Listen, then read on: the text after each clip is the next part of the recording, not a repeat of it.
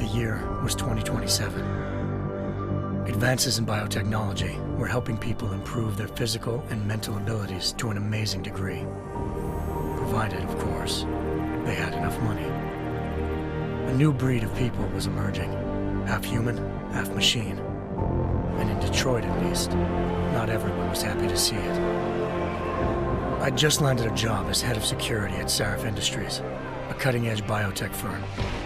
David Sarif himself handpicked me for the job, said he needed me to keep his people safe. My ex, Megan Reed, was one of them. Brilliant neuroscientist, Megan had found a way to make augmentation safe and affordable for everyone. All she had to do was present her research to Congress.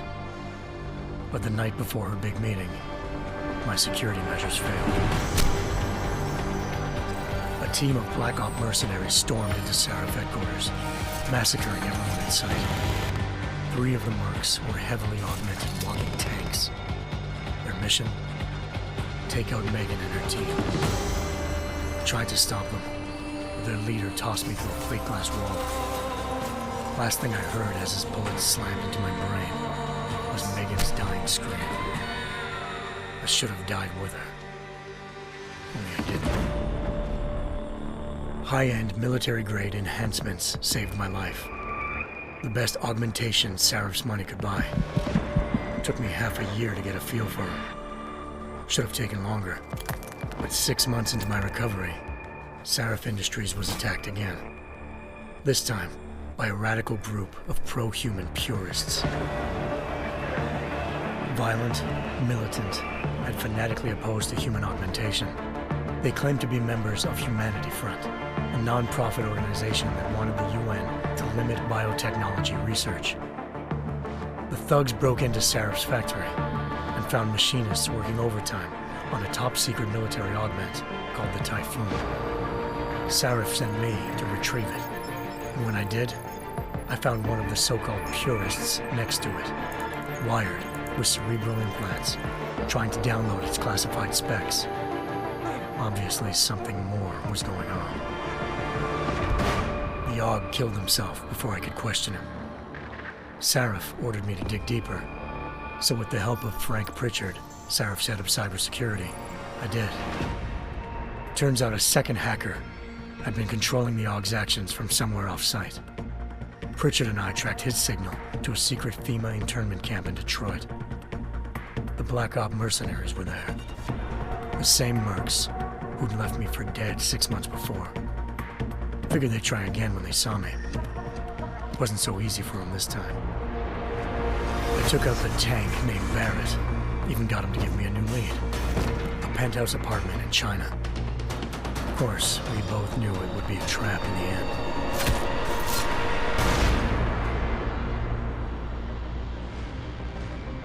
Hengsha Island, China.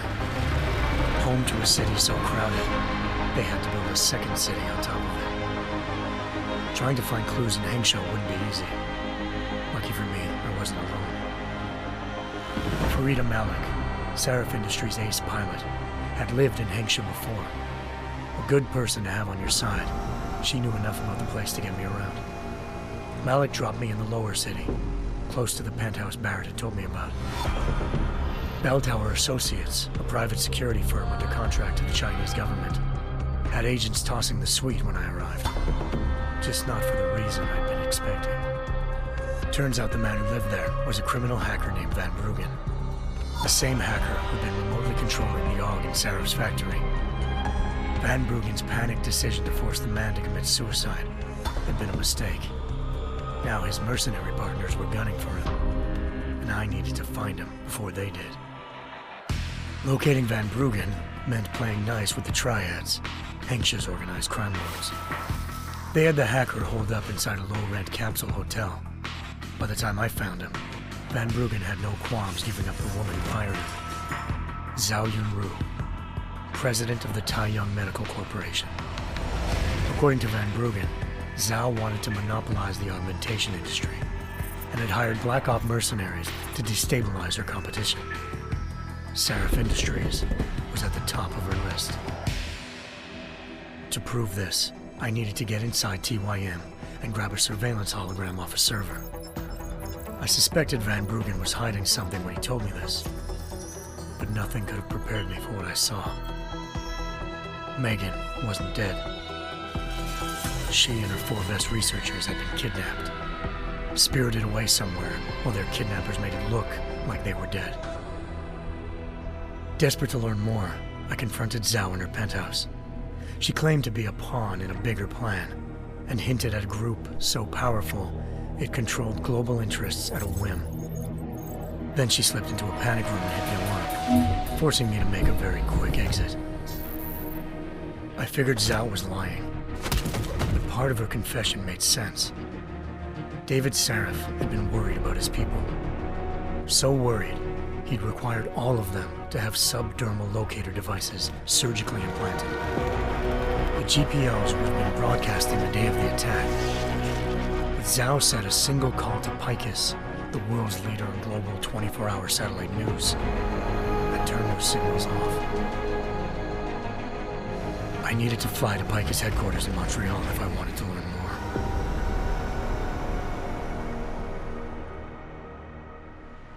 Eliza Cassan, Picus Communications' First Lady of News.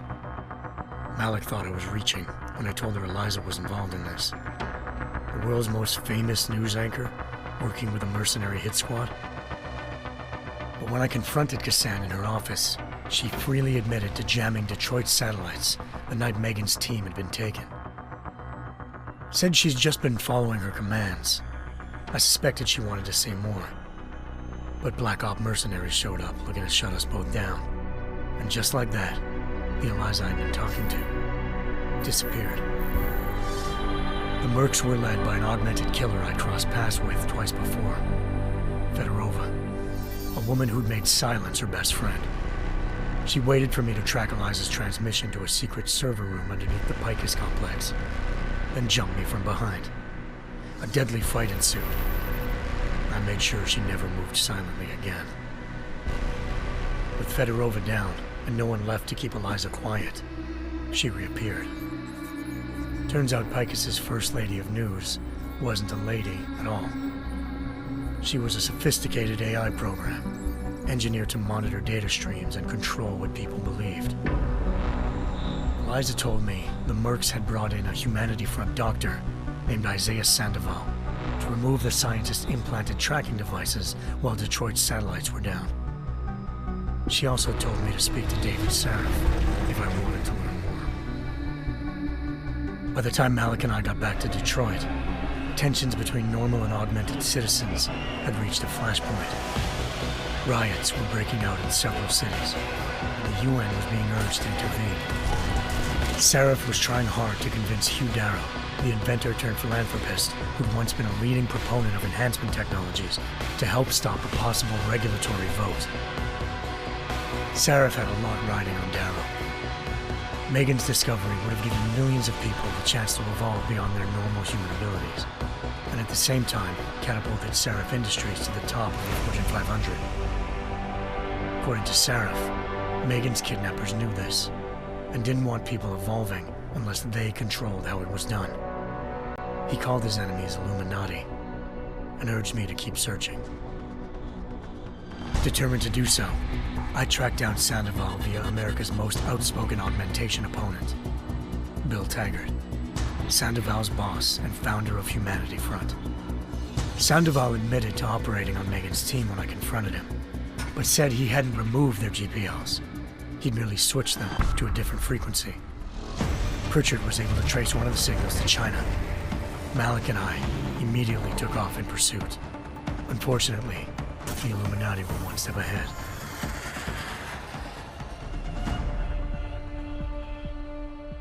Ambushed.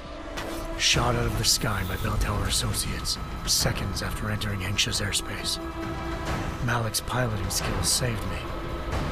After a tense and bitter struggle, I escaped into Lower Hengsha. The tracking signal I was following led straight to the Triads, or more specifically, to the augmented arm of Tong Si-hung, leader of a gang of augmentation harvesters.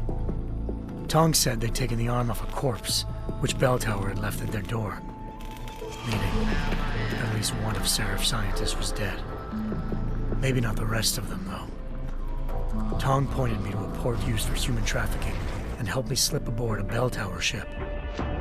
It was sailing to Rifleman Bank Station, a military base in the South China Sea. Bell Tower was holding kidnapped civilians as prisoners there, and using them to perfect the Hyron Project, a human-computer interface that left most of its test subjects dead. My search for Megan would have ended then, if not for a mysterious ally named Quinn. In exchange for my help exposing Bell Tower, he slipped me aboard a second ship headed to Singapore, and an Illuminati-run biotech facility called Omega Ranch. 3 of Seraph's scientists were there, forced by their captors to create a technology capable of remotely shutting down augmented abilities. Thanks to an emergency recall notice issued by the World Health Organization, millions of people all over the world already had the biochip installed. With the help of the scientists, I tracked Megan to a private section of the ranch.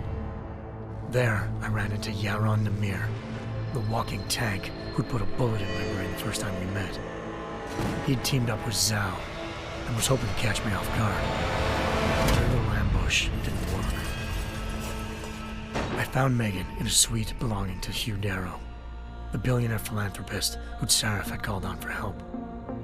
Darrow had convinced her to go along with the biochip plan by promising to sabotage the tech.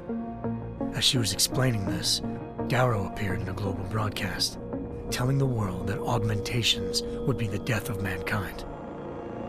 Then he activated the biochips to prove his point. All over the world, augmented people flew into a killing frenzy. Darrow had betrayed everyone, and it was up to me to set things right. To do it, I had to reach Panchaea, a massive installation in the Arctic Ocean. As I raced through corridors built by an all-augmented workforce, I saw death and destruction firsthand. By the time I shut down Darrow's broadcast, I knew the damage he'd done. Still, humanity's future remained unclear. How would the world react to this sabotage? Would people ever regain their faith in augmentations again? What would be the Illuminati's next move? Only time could give us the answers.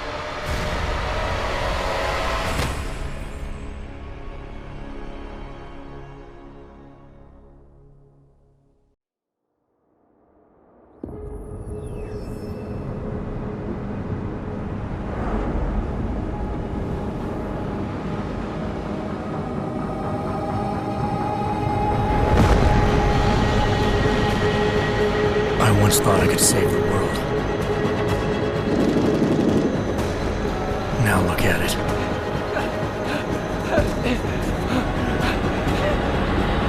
In yet another augmented terror attack, 251 passengers aboard Sista Airlines Flight 451 were killed when an augmented passenger broke into the plane's cockpit and ruthlessly butchered its flight crew.